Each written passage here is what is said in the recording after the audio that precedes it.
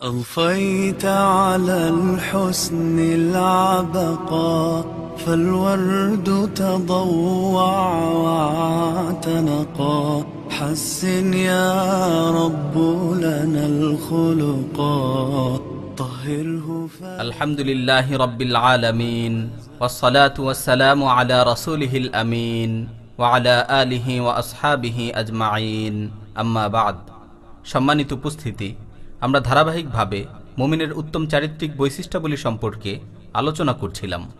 আমাদের আজকের আলোচ্য বিষয় হলো জাহেল বা মূর্খদের থেকে দূরে থাকা, তাদেরকে এড়িয়ে চলা। প্রিয় উপস্থিতি, ইসলামের শুরুর জামানা থেকেই যারা দ্বীনের দাওয়াতে রত ছিলেন, দ্বীনকে প্রতিষ্ঠিত করার কাজে নিয়োজিত ছিলেন, যারা পরিপূর্ণভাবে আল্লাহর আনুগত্যের উপর অবিচল থেকেছেন, তাদের বিরোধিতায় মূর্খ জাহেল প্রকৃতির এক শ্রেণীর লোক সর্বদাই নানান প্রোপাগান্ডা চালিয়ে আসছিল। তারা বিভিন্নভাবে মুসলিমদের ঠাট্টা বিদ্রূপ করার কাজে লেগে থাকত। বর্তমানেও এমন মূর্খ জাহেল শ্রেণীর বহু লোক রয়েছে যারা আল্লাহর আনুগত্যশীল মুমিন বান্দাদের বিরোধিতায় নিজেদের হীনতৎপরতা চালিয়ে যাচ্ছে। সব কাজে, সব ব্যাপারে এরা একনিষ্ঠ মুমিন মুসলিমদেরকে ঠাট্টা বিদ্রূপ করে থাকে। এজন্য মুমিন মুসলিমদেরকে, বিশেষ করে যারা দায়ী, যারা মানুষকে আল্লাহর একত্ববাদের দাওয়াত দেয়, আর যারা পৃথিবীতে আল্লাহর বিধান কায়েমের লক্ষ্যে রাসূলুল্লাহ সাল্লাল্লাহু আলাইহি ওয়াসাল্লামের সুন্নাহর অনুসরণে কাজ করে যাচ্ছে, তাদেরকে আপন কাজে মনোযোগী থাকার জন্য অবশ্যই জাহেলদের এড়িয়ে চলতে হবে। জাহেলদের তিরস্কার আর ঠাট্টা বিদ্রূপে মন খারাপ না করে তাদের কথায় কান না দিয়ে ন্যাক উদ্দেশ্য বাস্তবায়নে সামনে এগিয়ে যেতে হবে। আল্লাহ সুবহানাহু ওয়া তাআলা তার রাসূলকে উদ্দেশ্য করে বলেছেন, খুযিল আফওয়া ওয়া'মুর বিল মা'রুফ ওয়া আ'রিদ আনিল জাহিলিন। ক্ষমা করার অভ্যাস গড়ে তুলো, সৎ কাজের আদেশ দাও এবং মূর্খ জাহেলদের থেকে দূরে থাকো। অপর এক আয়াতে আল্লাহ সুবহানাহু ওয়া তাআলা আহলে কিতাবদের মধ্য থেকে ইসলাম কবুলকারীদের প্রশংসা করে বলেন, ওয়া ইযা সামিউল লাগওয়া আ'রাদু আন ওয়া ক্বালু লানা আ'মালুনা ওয়া লাকুম আ'মালুকুম সালামুন আলাইকুম লা নাবতাগিল জাহিলিন। তারা যখন অবাঞ্ছিত বাজে কথাবার্তা শ্রবণ করে তখন তা থেকে মুখ ফিরিয়ে নেয় এবং বলে, আমাদের জন্য আমাদের কাজ এবং তোমাদের জন্য তোমাদের কাজ, তোমাদের প্রতি সালাম, আমরা অজ্ঞদের সাথে জড়িত হতে চাই না। অপর আরেক আয়াতে আল্লাহ সুবহানাহু ওয়া তাআলা তার আনুগত্যশীল বান্দাদের সম্পর্কে বলেন, ওয়া ইবাদুর রাহমানিল্লাযীনা ইয়ামশুনা আলাল আরদি হাওনা ওয়া ইযা খাতাবাহুমুল জাহিলুনা ক্বালু সালামা। রহমানের বান্দা তারাই যারা পৃথিবীতে নম্রভাবে চলাফেরা করে এবং তাদেরকে যখন অজ্ঞ লোকেরা সম্বোধন করে তখন তারা বলে সালাম। প্রিয় উপস্থিতি, মূর্খ জাহেলেরা সব সময় নিজেদের ভিত্তিহীন মত পথের উপরই যুক্তিতর্ক উপস্থাপন করে থাকে। তাদের যা বুঝে আসে সেটাকেই তারা হক মনে করে। কোরআন হাদিস কি বলে তার প্রতি তারা কোনো ভ্রুক্ষেপই করে না। এজন্যই তাদের সঙ্গ দেয়া, তাদের মন গড়া কথাবার্তা শ্রবণ করা মুমিনদের বৈশিষ্ট্য নয়। মুমিনদের গুণ বা বৈশিষ্ট্য হলো তাদেরকে এড়িয়ে চলা, তাদের থেকে দূরে থাকা। আমাদের প্রিয় নবী সাল্লাল্লাহু আলাইহি ওয়াসাল্লাম এই গুণের অধিকারী ছিলেন। আমরা তার পবিত্র জীবনের দিকে লক্ষ্য করলে দেখতে পাই, তিনি তার সারাটা জীবন, বিশেষ করে নবুয়ত লাভের পর থেকে হিজরতের আগ পর্যন্ত মক্কার 13 বছরের জিন্দিগিতে জাহেলদের এড়িয়ে চলেছেন। জাহেলদের কথায় কান না দিয়ে এবং জাহেলদের ঠাট্টা উপহাসের প্রতি ভ্রুক্ষেপ না করে শতভাগ মনোযোগের সাথে আপন কাজে নিবিষ্ট ছিলেন, নিজ দায়িত্ব পালনে সজাগ থেকেছেন।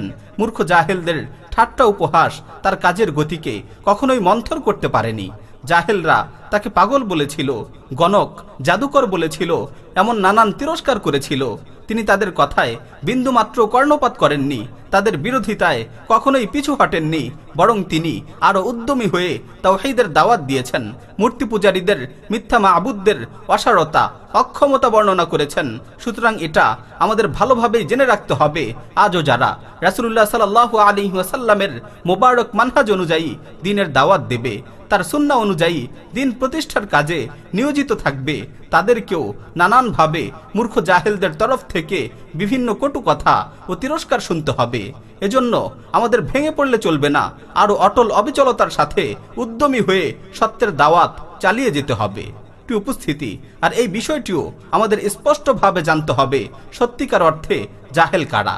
কারণ আমাদের সমাজে জাহেল ভাবা হয় ওইসব লোককে যারা অক্ষর জ্ঞানহীন, কোনো কিছু পড়তে জানে না, লিখতে জানে না, অথবা যাদের উচ্চ ডিগ্রি সম্পন্ন সার্টিফিকেট নেই, পক্ষান্তরে তাদেরকেই পণ্ডিত বিদ্বান ভাবা হয় যাদের ডিগ্রি আছে, সার্টিফিকেট আছে।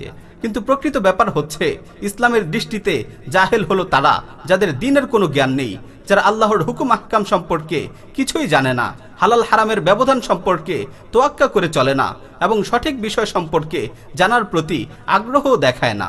কারো দুনিয়াবি সার্টিফিকেট আছে কি নেই এটা ধর্তব্য না। যে ব্যক্তি দিন বিমুখী সেই জাহেল, চাই সে যত উচ্চ সার্টিফিকেট ধারী হোক না কেন। ফকিহগণ তো এমন লোকদেরকেও জাহেল বলেন যারা সমসাময়িক বিশ্ব পরিস্থিতি সম্পর্কে অজ্ঞ থাকে। এই সম্পর্কে প্রসিদ্ধ উক্তি হচ্ছে, মান লাম ইয়ারিফ আহলা জামানিহ ফাহুয়া জাহেল। সমসাময়িক লোকদের সম্পর্কে যার জানাশোনা নেই সে জাহেল। এভাবেও বলা হয়ে থাকে, মান লা ইয়ারিফ আহওয়ালা জামানিহ ফাহুয়া জাহেল।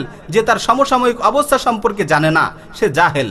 অর্থাৎ কারো হয়তো অনেক পাণ্ডিত্য আছে, কিতাবাদি খুব ভালো বোঝে, কিন্তু সে ব্যক্তি খবরই রাখে না বর্তমানে তার মুসলিম ভাইদের কি অবস্থা চলছে, তারা কেমন জুলুম অত্যাচার আর নির্যাতন নিষ্পেষণের শিকার হচ্ছে।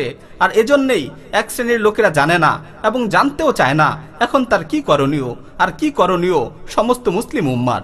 প্রিয় উপস্থিতি, এই বাস্তবতাই আজ আমরা প্রত্যক্ষ করছি। পাণ্ডিত্যের অধিকারী কত লোকই আজ আল্লাহর প্রিয় বান্দাদের বিরোধিতায় লিপ্ত হচ্ছে, শুধু কিতাবের ইলমের সাথে বাস্তবতাকে মিলিয়ে না দেখার কারণে। আবার কেউ বাস্তবতা সম্পর্কে কিছুটা খবর রাখে, কিন্তু এসব ব্যাপারে কোরআন হাদিসের যে দিক নির্দেশনা সেই অনুযায়ী আমল করে না। কোরআন হাদিস আমাদের কি করতে বলে সেই সঠিক বিষয়টি তারা জানার চেষ্টা করে না। ফলে এই উভয় শ্রেণীর লোকই নিজ নিজ খেয়াল খুশির অনুকূলে বক্তব্য উপস্থাপন করে মুসলিমদের বিভ্রান্ত করছে। কেউ বসিয়ে রাখছে, আবার কেউ উল্টো পথে হাঁটাচ্ছে। অতএব মুসলিমদের বর্তমান পরিস্থিতি সম্পর্কে যারা চিন্তা করে না, উম্মার মুক্তির জন্য কুরআন সুন্নাহ অনুযায়ী যথাযথ পদক্ষেপ যারা স্পষ্টভাবে বর্ণনা করে না, তারা অজ্ঞতা থেকে মুক্ত একথা বলা যায় না। সুতরাং জাহেল প্রত্যেক ওই সকল লোক যাদের দ্বীনের জ্ঞান নেই এবং সমসাময়িক বিশ্ব পরিস্থিতি সম্পর্কে যারা অজ্ঞ। এখন হোক সে উচ্চ সার্টিফিকেটধারী কেউ অথবা মাদ্রাসা পড়ুয়া, আরবি জ্ঞানের অধিকারী কেউ। তাই আসুন হে প্রিয় মুসলিম ভাই ও বোনেরা, আমরা জাহেলদের কথায় কান না দিয়ে তাদের ঠাট্টা উপহাসের প্রতি ভ্রুক্ষেপ না করে শতভাগ নিষ্ঠার সাথে আমাদের দ্বীনি কাজ করে যাই এবং আমাদের উপর আমাদের রবের পক্ষ থেকে অর্পিত দায়িত্ব পালন করে যাই। আল্লাহ আমাদের জাহেলদের থেকে মুখ ফিরিয়ে রাখার তৌফিক দান করুন। আমিন। ওয়া আখিরু দাওয়ানা আনিল হামদুলিল্লাহি রাব্বিল আলামিন।